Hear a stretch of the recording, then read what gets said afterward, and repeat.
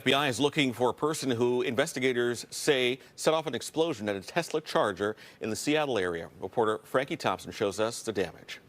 Hunt is on for this man, captured on surveillance video right before he allegedly attacked a Tesla Supercharger station in Lacey. We don't have a lot of incidents like this in Lacey.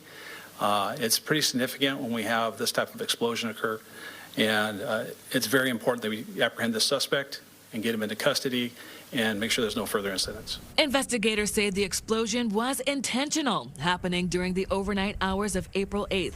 Tesla says panels were blown off the power cabinet, damaging the electrical switchgear. Now, the ATF Seattle is working to find out what materials the suspect used to cause such destruction. It's part of the investigation, and it's the reason why evidence was sent to the laboratory for a final determination to be made by the scientists at the laboratory and the investigators to make the causation of the fire and make the final determination on the causation of the fire and explosion. Damages are now fully repaired and even have surveillance cameras installed in the shared parking lot.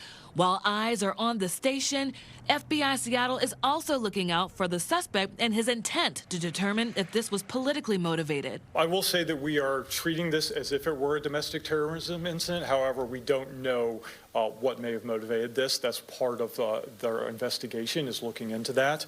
We do see some of the other elements that would be involved in terrorism, specifically violence and violation of a federal or state law. While investigators say they aren't ruling out the possibility of an accomplice, their focus right now is this man, who may have a concussion, burns, or shrapnel injuries from the explosion. They say he must be found now before potentially striking again. If it is a terroristic motivation, then we would expect somebody to potentially do this again. And in this case, it was property damage. What we would really hate to see is if somebody were injured or even killed in one of these incidents if it were to continue. Frankie Thompson, Fox News.